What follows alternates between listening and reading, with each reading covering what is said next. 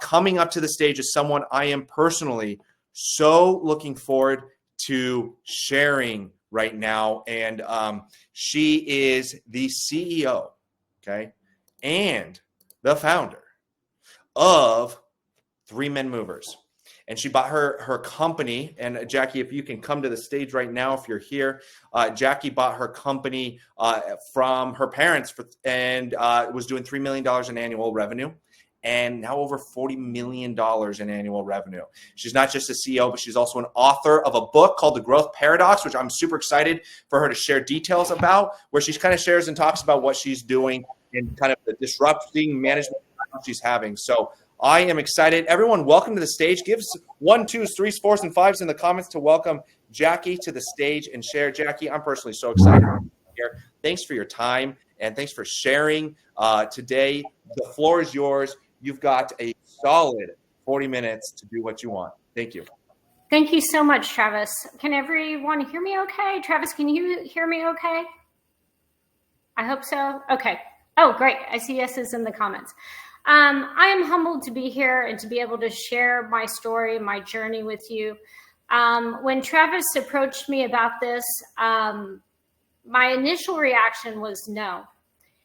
And it wasn't because I didn't want to be here. It's because he called me. I was actually in the Bahamas, and I don't have any work clothes. I don't have a backdrop and a mic and everything that would actually make me feel and look professional. And I was a little bit nervous about that. Actually, I'm a little bit nervous about the internet, actually. So I was nervous about being here, but I decided that it was important for me to speak to you because I'm practicing what I preach. And what I'm preaching is you can scale your company and achieve work-life balance at the same time. Year to date, we've done over 3,000 moves. Of course, you know, this is our off season. And I've done it mostly from the beach.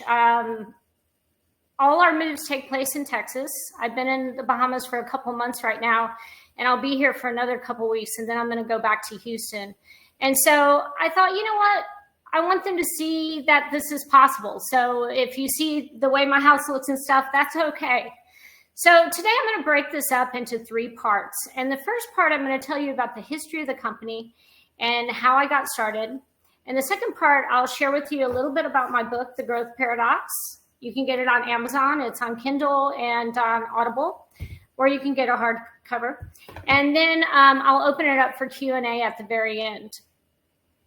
So Travis was wrong about one thing. I am not the founder of the company. The founder of the company was my dad.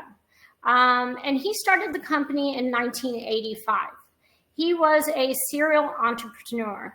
And I think a lot of times people think that serial entrepreneurs are people like Elon Musk. They grow a company, they make millions of dollars, they sell their company, and then reinvest and start another company. But really, my dad just did a lot of failing. He started a company, he failed, he brushed himself off, he started a new company, he failed, and he just kept doing this over and over again. He was determined to start his own business and make it successful.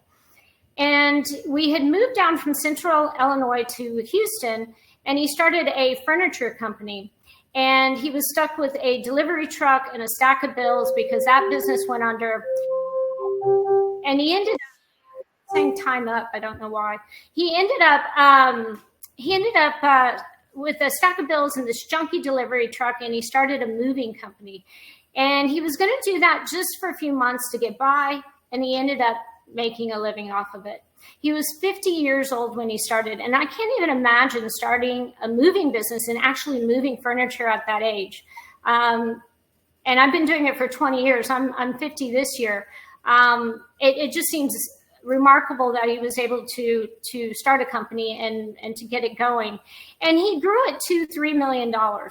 And to me, that's the hardest part. Starting from zero and creating something from absolutely nothing is a challenge, and it's really hard.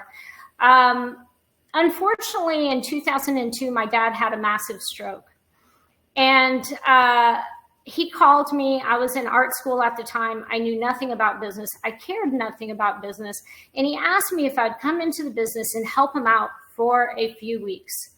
And a few weeks turned into a few months and then a year passed by, and I was still working for the company.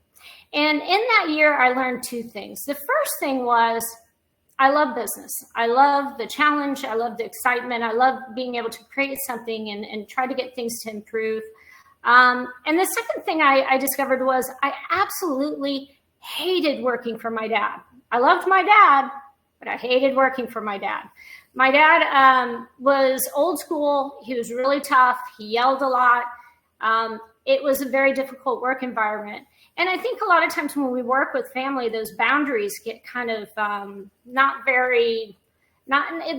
different than the boundaries you have with a normal employee owner relationship. It just becomes unhealthy sometimes. So after about a year, I decided I was going to quit my job. And how I did this was I wrote down exactly what I was going to say. I practiced it in front of the mirror. And then I went in to talk to my dad. Now, the reason I did that is because my dad, again, he was tough and I was a little bit intimidated by the guy. So I went in there and I said, Dad, I really appreciate the opportunity. I don't think this is. And before I had a chance to finish, he said, get the hell out of here. I don't need you anyway. Well, I left the company, and even though I was planning on quitting in the first place, I was hoping to have a little time to transition the next manager in. But I left that day, and about a week later, a funny thing happened. My dad was at a Monday morning meeting, and the drivers got together and they got an invoice, and they all signed their name on the back of the invoice. And they took that invoice to my dad and they said, we heard that your daughter left and we want her to come back. We want her to run the company. And my dad begrudgingly called me back and he offered me my job back. And it was never about the money for me. He offered me a raise, he offered me a bonus. And I said, no, it's not about the money. But if you're willing to retire, I want to buy this company from you. And I was young and naive at the time. I thought I could just go to a bank, get a loan, and buy the company out from him. And then he would have enough money to retire. Unfortunately, that's not the way it happened. I went to 9 different banks and I was told no 9 different times. And I went back to my dad and said, hey, I can't get the money together. I can't buy your company. And he said, oh, don't worry about it. I don't like bankers anyway. And he loaned me the money. And he financed it over 15 years, and I paid him back in 2019. And so all of a sudden, I went from managing a moving company to owning a moving company. And I knew nothing about business. So I set upon a path of learning everything I could about business. And I joined some business groups, and I went and I got my MBA. And when I got my MBA, I was in school with a bunch of engineers. So I worked for Shell and Exxon, these really, really smart people. And I was kind of an oddity because I owned my own business. It was a small company. And these guys were like super math genius, really smart. And one of the guys came over to me, and he had worked at a big oil and gas company. And he came over to me and he said, you know, someday I want to open my own business because I'm tired of working this 9-to-5 job. I really want more work-life balance. Now, I want to let that sink in with you because I think you guys will appreciate how absolutely hilarious that is, that you could start your own business and want work-life balance, because we all know that in startups, there is no work-life balance. You're running your business. Everything's going on so fast. You're working all night. I mean, it's crazy. And what he was jealous of and envious of were companies that had reached the mature stage of business, where the business owner can play golf on the weekend and they can hang out. And in this mature stage of company, that's what everybody looks at as being like the entrepreneurship sort of dream world. But it takes a lot of work to get yourself from a startup company to a mature company. And so I was thinking about this, and I was thinking about everything I learned in my business groups. And I decided after 20 years of running a business, I wanted to sit down and make a list of everything I wish I would have known before I started my company. And I did this not because I wanted to make money selling a book, or I wanted to get consulting gigs or anything like that. I did that because I seriously wanted to give back. I felt like I was at a place in my life where I wanted to give back and help other business owners, not just people from the moving industry, but people from all industries, and to create better work environments for employees. Because if you run a business well, it creates really great jobs for people. And I think that besides maybe being in the military or a teacher or a fireman or something like that, the most patriotic thing you can do for your country is to run a business, because you're providing jobs for the community, and you're providing hopefully good jobs for the community, and you're helping support families. So what you do out there, I think, is extremely patriotic. I'm going to hop in and change pace a little bit and talk to you about my book, The Growth Paradox, and talk to you about one of the important lessons in the growth paradox, and that is building a culture of accountability. Have you ever laid awake at night? And the reason I'm asking this is because I know I have. Have you ever laid awake at night and thought, how do I get this person on my team to do their job?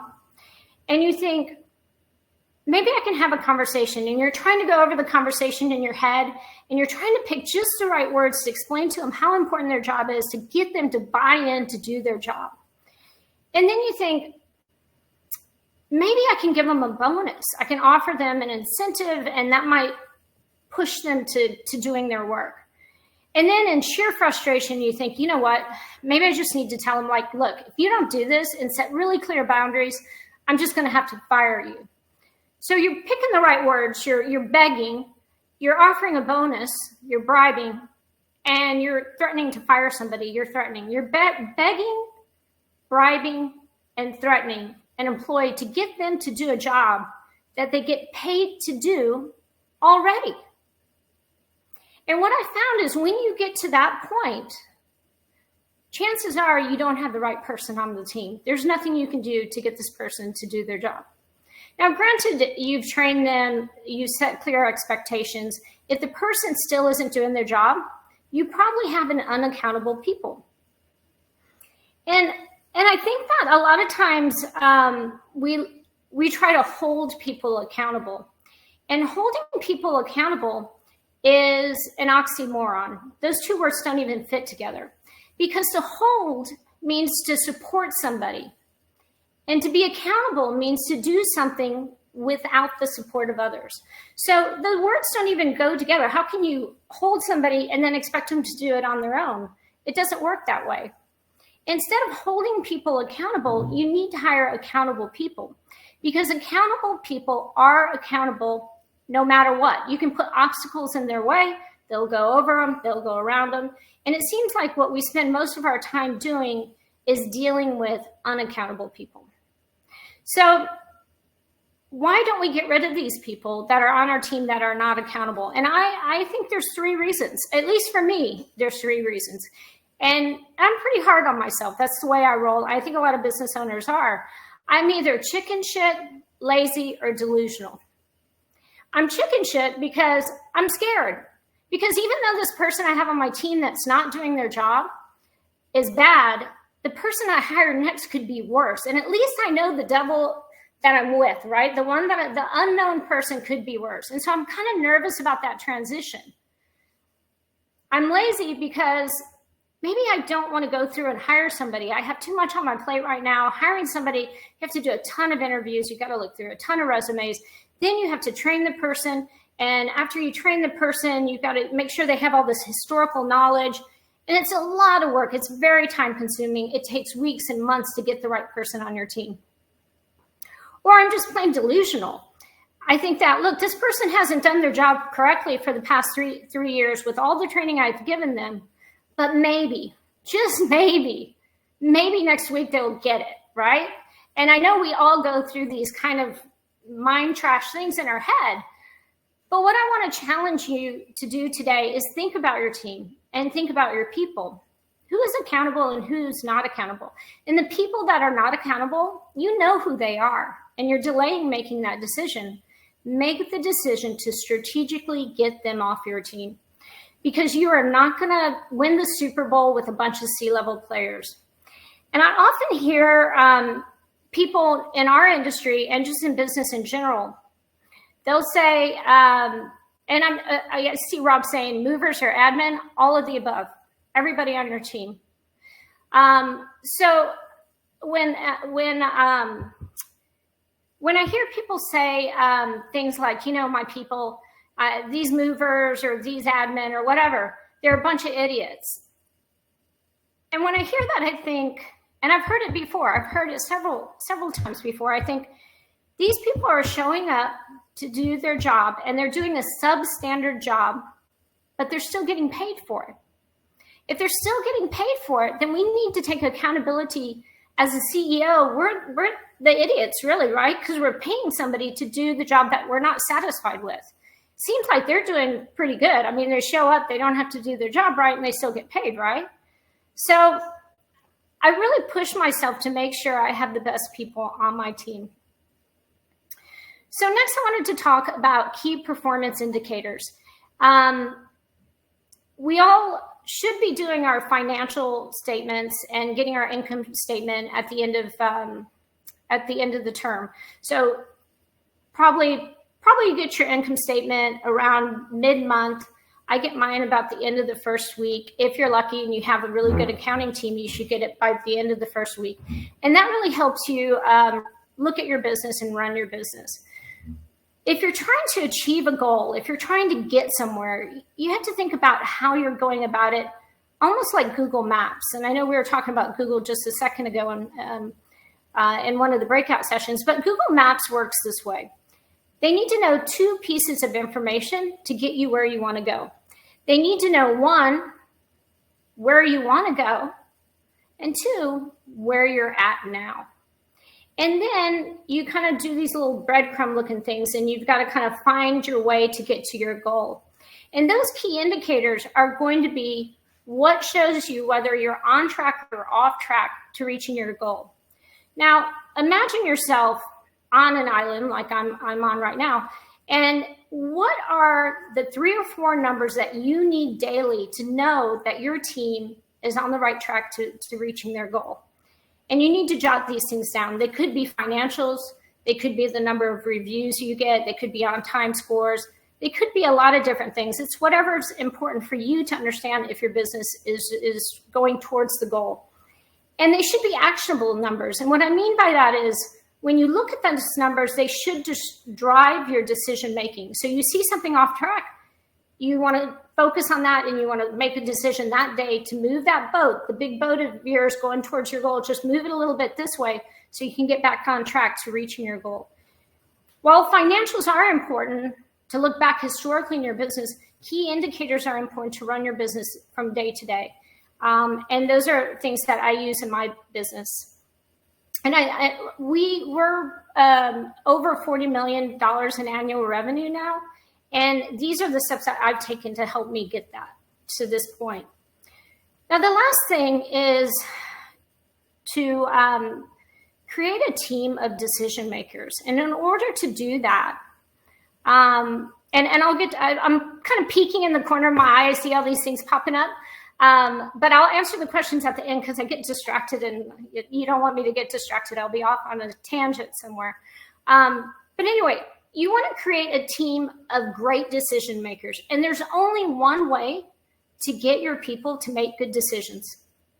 And that's through practice. You've got to let them practice at making decisions. And in order to practice at making decisions, you've got to let them make decisions on their own. And this is a really hard thing for small business owners to do because you think, well, what if they make the wrong decision? What if they make a mistake? What if, I guarantee you, they will make a mistake. They'll make the wrong decisions. Sometimes you'll be like, what are they thinking? But at the same time, they've got to get used to making decisions because if you don't train them to make decisions, you will never have a work-life balance. Your cell phone will be going off at all times. You won't be able to enjoy your family. You won't be able to enjoy your off time. So in order to teach them how to make decisions, you have to, when they come to you and they ask you for help, your knee-jerk reaction is just to answer the question really quickly. And it really does create a win-win in that situation because they're asking for your help and you feel needed and wanted, and you feel helpful and like you're involved and you know the answer. And it's usually a pretty easy answer because you do know the answer. You're the owner of your business. You've got things figured out. So it's very easy for you to say, oh no, don't do that, or yes, do that, or something very quick. And then they go on about their way and you've made that decision. It's better for them if you make decisions, because if you make decisions for them, if the decision was a wrong decision, there's absolutely zero consequences because you made that decision. So really, there's a win-win with it, except for the fact that you're not growing leaders. In order to grow leaders, you've got to get people to make decisions on their own. So usually when somebody comes and asks me for to make a decision for me or for them, I usually push back and I say, hey, well, what do you think you should do? And I let them try to figure it out on their own. Now, sometimes they'll come up with something that's not something that I really think is the right decision. And I'll ask them, well, walk me through that. How'd you come up with that decision? And they'll walk me through their decision-making process. And it's funny, but a lot of times when I'm privy to the information they have, because they're on the front line, I usually come around, I can see why they would make that decision, and we go ahead and run with their decision.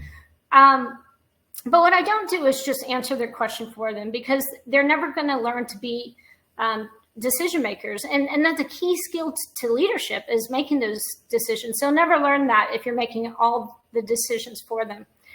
So now it's about time for me to open it up and answer any questions that you might have. I see a lot of the questions popping up on the right. It was kind of, I've never used this format before, so it was a little distracting. I'm like, what do I do? But feel free to ask me any questions, and I'd be happy to help you guys out. Jacky, thank you so much. I'll just start with one while questions start piling in, and I'll get them over to you and I'll lob them up here. But one question that was shared earlier that you don't have to talk about, but they were just asking, like, how do you commission a sales team? Like, how is it a percentage? Do you know a percentage? Like, how would you incentivize commission percentage on your sales team? Can you help walk through any of the things that you're thinking through on that? The leads that you get for these moving companies are so precious. You have to have a close rate percentage in there, because if you don't, they're going to just burn through the leads. So you definitely have to track close rate. The mistakes that we have made in the past is we've just given them a commission based on what they're closed without that close rate information. And if they get on the phone, especially in the summertime when the phone's ringing really fast, they get on the phone and a customer's like, well, I don't really want to know. They want to hang up the phone and grab the next call, right? Because they don't want to waste their time with the customer that's on the fence. And they can burn through those web leads pretty quick. So I would say definitely have a close rate percentage. And then I'm a big believer in profit share at the end of the year. And the reason why is because it creates long-term employees. I have fully transparent financials. I explain, like, everybody in my company knows how to read a profit and loss statement, and they understand what our financial goals are, and they understand what they're going to make if we hit them. That's a huge responsibility to give to an employee, because that's a lot for their brain, because I mean, it's a lot. You think, okay, this company's making millions of dollars, but we didn't hit profit share. Why is that? So there's a lot of education that you have to do. But it also creates long-term employees. And also you can be very, very giving with it, because you can say, look, we got to hit this number, and anything we hit over it, we split it 50-50. And there's no cap. So they can go as strong as they want. Be careful if you live in places like hurricane places and stuff like that, because sometimes you get a bunch of business just because you get a bunch of business. So on that question, someone brought up, just before we go on to a different topic here, someone brought up, what about quarterly profit sharing versus yearly versus quarterly goals? Yeah, and guys, I see that. Get your questions in now on the comments in the question section. But yeah, quarterly profit sharing. Yeah, Austin, I see that. So I do it yearly, and I have my reasons for that. Number one, usually I do a house cleaning right at the end of fall. So anybody I don't think is good, like in the middle of summertime, you're just holding on for dear life, right? I mean, this last couple of summers have been pretty challenging, but normally you're holding on for dear life, and you're just trying to keep your head count, because the phone's ringing and you're getting through the summer season. Anybody at the end of the season, if I'm on the fence about, I don't keep them through the winter. And then I do my profit share, and it's a pooled share that I split among my employees. And if I have less people in there, everybody gets more money. So I usually do my profit share at the end of the year. And sometimes, you have somebody that doesn't fit on the team. They take the money and run. I'd rather them take the money and run in January than take the money and run in June. So I incentivize them to be there all year. But I think maybe for more frontline workers or movers, I think a quarterly profit share might be better, because I treat all my people in the office more like executives. So that carrot is dangling way ahead of them. That's cool. That's great. And we got a lot of questions because you're bringing it up. So we're gonna be poking in a little bit more here. People want to know, like, how are you thinking through the math of profit sharing? Like, and even I have this question of, like, is it, hey, once you hit a number above this, we split a certain amount of the profit? Kyle says, what is the percentage amount of profit in sharing that you're referring to as a sales agent? Walk us through either specifics and your thoughts.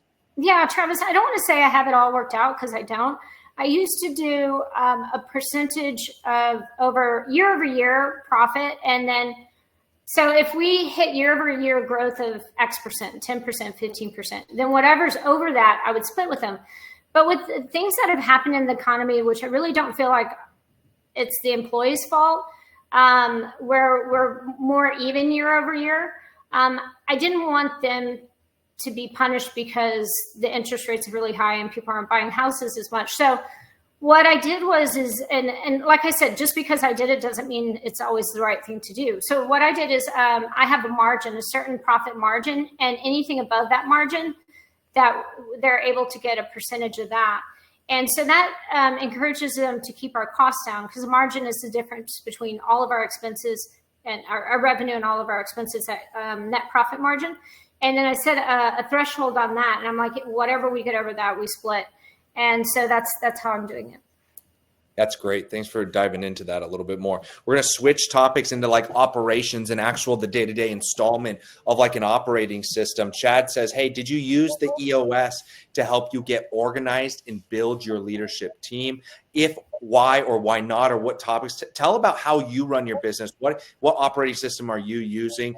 Everyone would love to know, and maybe even get to the details. Like maybe what meetings do you recommend people have? So we have I do use EOS. I'm a big believer in it. I love it. But if you're going to use it, you have to read the book, and everybody on your team has to read it, and you have to really commit to it, because it's kind of one of those things that I don't think works very well if you kind of do it half-assed. You really have to commit to it. And we've been using EOS since 2010.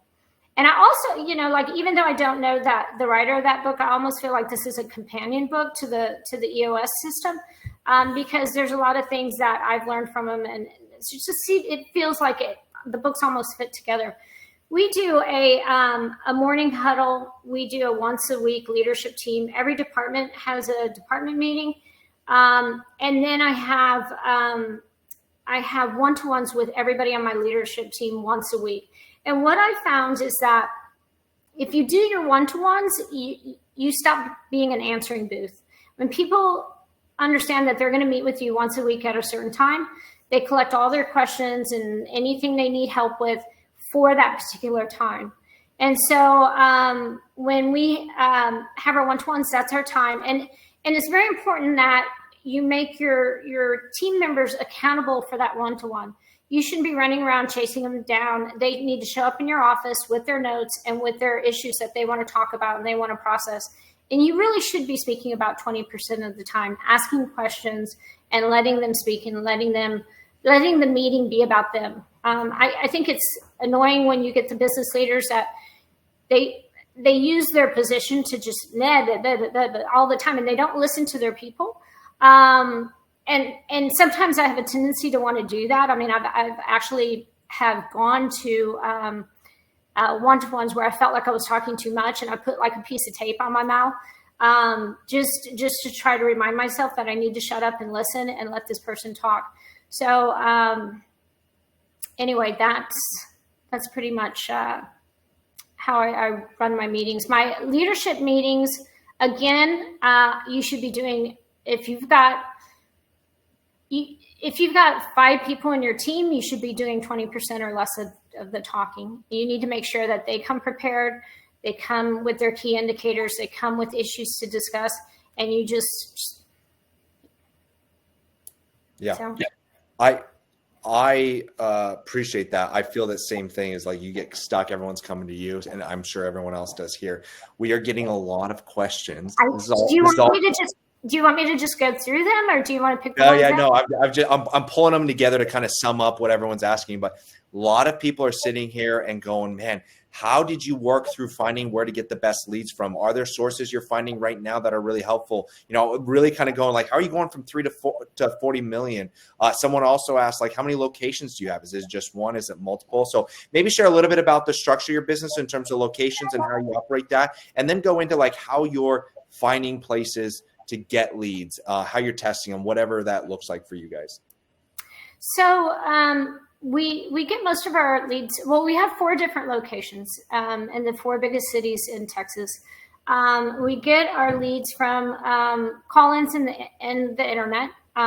So people like you, Travis, who find those leads for us and help us out. What else is the questions? I know one says.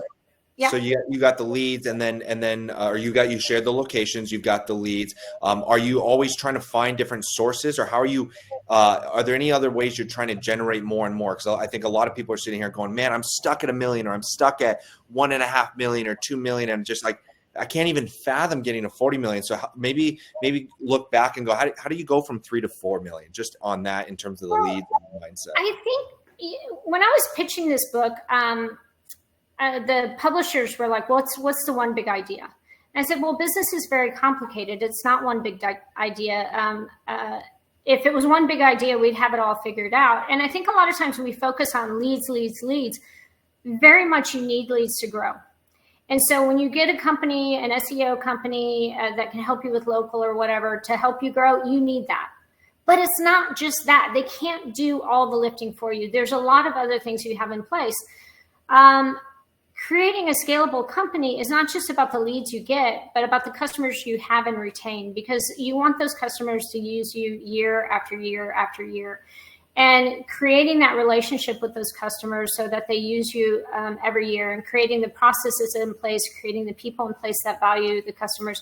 When you get to be a company that's 40 million, you really don't get to speak to the customers very often. I haven't spoken to a customer in a couple months. But we're still doing all these moves. So my frontline people have to have the core values that I have, and have to create that relationship with the customer so you get the repeats and referrals. So even though, lead gen is important, it's not everything. It's part of it. You have to have it. It's definitely like you have to have it in order to grow your business. But there's other things that you have to have too. And I think sometimes we focus so much on the revenue that we lose focus on some of the other things that are equally as important. That's great. Yeah. Do you there's some questions here. One great question when we got 7 minutes, so we got time, but not so much. And I keep getting some more coming in here. How are you thinking through getting different strategies for different populations? Like, are you thinking through, or what kind of insight could you give from going like opening up in a tier 1 city to a tier 2 city, metroplexes versus small towns? What are your thoughts on that? You really have to understand your customer in every single market. They're all different. What's good for Houston is not going to be good for San Antonio. San Antonio is a very different market. The people have very different expectations or needs in that market. And when we approach all the markets the same, we usually don't do as well. And it takes a little bit of trial and error to understand those markets. We've grown enough to have an in-house marketing department. So we have a whole department of people. We do have some consultants that we use, but most of our marketing comes from in-house. But when we were a smaller company, we couldn't afford an in-house marketing department. So we were outsourced to companies like Travis's company that really got us up and going. Oh, what's my network? You know, Austin, I'm glad you asked that, because when my husband's an entrepreneur too, and sometimes we're watching TV and we see these companies and they throw out this thing like, this guy has a $50 million company. And we look at each other and we go, yeah, that doesn't tell us much. What's their margin? Our margin is, it just kind of depends on the year, but our margin is anywhere from 15 to 18%. Some years it can be over 18, but it's usually never under 15. Awesome. So that is, yeah, Austin says, amazing. Congratulations. There's another question here that I don't want to go past. Either share insights, tactics, or your thoughts on finding movers, right? How are you consistently finding enough movers to service all this? Are you finding them at specific spots? Is there a high level strategy or framework you're thinking through or having your team go and implement? Yeah, so don't go cheap on your movers. If you go cheap on your movers, and you want to have the most expensive movers that you can afford, and you want to give them a lot of responsibility that you wouldn't give a normal mover. Our guys are contractors. We pay them really, really well. I mean, I have movers that have second houses in Mexico and different places, and I mean, they really have a good lifestyle. It's a career for them, and I treat them very well. Matter of fact, I just let go of an operations manager last year because he could not get his head around my relationship with movers. And it was different than any other company he had been with. I see my movers as my business partners. I feel that I work for them and I support them. And when they call me, if they call me, they usually only call if it's like an emergency or something. But when they call me, I always answer the phone. And his attitude was more like, oh God, what do they want now? Not, oh, how can I help you? How can I serve you? And he just didn't match our culture. There was another, selling the business. So I'm at the point in my life, and I actually got offered to be bought out by a larger moving company. And it was quite a considerable sum of money that they offered. Like, I wouldn't have to work forever, and my kids wouldn't either. So I thought about selling, but at the end of the day, I think I'll probably transition my company to the employees at some point. And I'm working on that process now. I want to build a multi-generational company, and that's just something that I want to do. It's not something that, I recommend or that, I think everybody should do, but that's what works well for me. I feel like if I can get my employees to be able to run their company on their own, and that's why this is part of it, while I'm out here to test them to see how they can do, then I really want to transition it over to them. So that's what I want to do. Amazing. I think that is such a really helpful thing to share. Thank you so much for sharing that. We're going to do one more question if you're ready for one more question. Yes, absolutely. All right. And now the question's gone. Maybe share a little bit on managing your labor payroll, right? Or your contractor payroll. What percentage of your mover payroll to your revenue each month? Do you have a range? Is it like it is what it is? How are you thinking through that? If someone's sitting here today, they've got 500, a $5 million business, how are they thinking through, how do I manage that and optimize that while being generous to them and smart, or being generous to them, but also being smart? Well, I do have independent contractors. A lot of people who do have independent contractors split the 50-50. With my guys, it's 60-40. They get the 60%, I get the 40%. So they make more money on the deals, but they have their trucks. They have to maintain their trucks. They have to buy their blankets and their equipment. They have to hire their helpers. They have a lot of responsibility. They're really like little businessmen on their own, and I just kind of support them. That's amazing. Everyone, thank you. First of all, Jacky, thank you so much for being here. I really do appreciate it. I appreciate you reaching out or saying yes to this. Everyone, if you want Jacky here again, if you want people like Jacky, please put in the comments right now. Thank you to her. Let her know she was so helpful today. Put a thank you, put a 5, put something. We got a lot of people saying thank you. Seriously, thank you so much for being here on your vacation. Go enjoy, and thanks for showing up at this event. I am so happy my internet worked the whole time because it's been going out, and I was like, oh my God, what if it goes down? So it did it. Yay. Me too. I'm so grateful. Thank you so much. We'll see you. Bye, guys. Thank you very much. Bye.